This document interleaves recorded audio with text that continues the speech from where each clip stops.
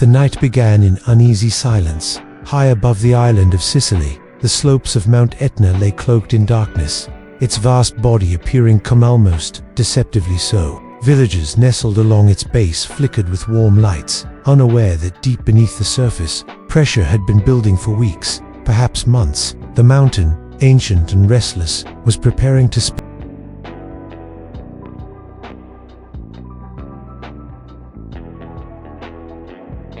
at first.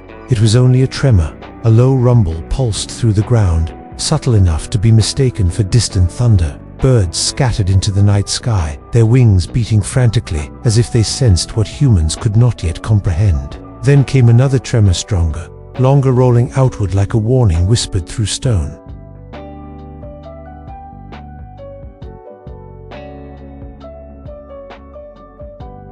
Moments later, the summit erupted. A violent explosion shattered the silence, sending a towering column of ash and gas roaring into the sky. It rose rapidly, twisting and expanding, illuminated from within by flashes of volcanic lightning. The plume darkened the heavens, swallowing stars as it climbed higher and higher, a monstrous pillar connecting earth and sky.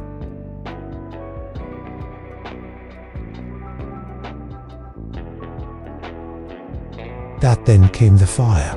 From the crater's mouth, fountains of molten lava burst upward with terrifying force. Glowing arcs of liquid rock sprayed into the air, falling back onto the mountain slopes like fiery rain. The heat was immense, intense enough to ignite vegetation instantly, turning forests into lines of flickering flame.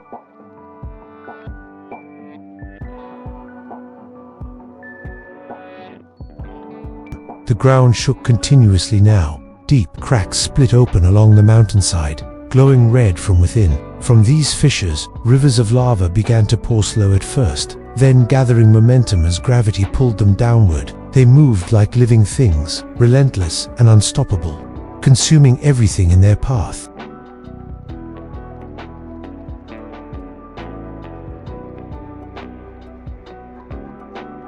Fields vanished beneath the advancing flow. Stone walls crumbled. Trees blackened and collapsed into embers. The air filled with the sharp scent of sulfur and burning earth, thick and choking. Ash began to fall like snow, coating rooftops, roads, and skin in a fine gray powder that blurred the boundary between land and sky.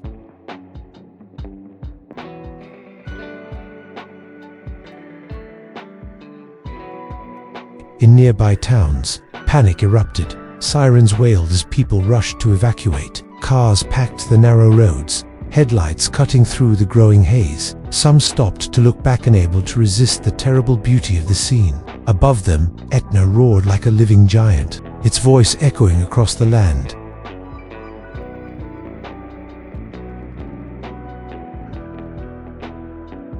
Hours passed, but the eruption did not relent. The lava fountains grew higher, more violent, reaching astonishing heights before collapsing in cascades of glowing fragments. The ash cloud spread outward, carried by the wind, dimming the sun even as dawn approached. Daylight arrived, muted and eerie, filtered through a veil of smoke and dust.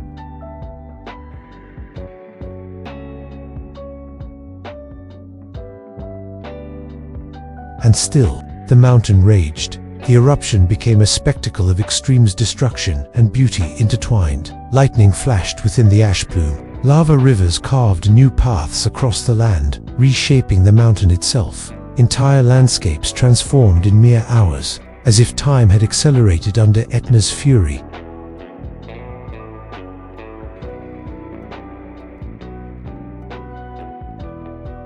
Yet amid the chaos, there was a strange stillness beneath it all. The mountain was not acting in anger, nor in malice. It was simply being what it had always been, a force of nature beyond control, beyond negotiation. Its eruption was a reminder of the immense power hidden beneath the Earth's surface, a power that could reshape worlds in a single night.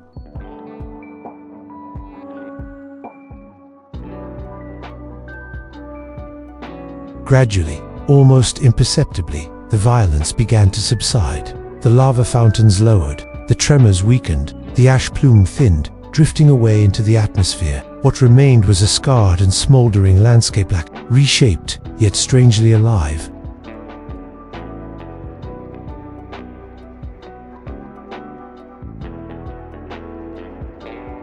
smoke continued to rise from the crater, curling into the sky like the last breath of a storm. Mount Etna fell silent once more, but the memory of its eruption lingered in the hardened lava fields, in the ash-covered villages, and in the minds of those who had witnessed its power. It was a reminder that beneath the calm surface of the world, forces are always waiting, patient, powerful, and unstoppable.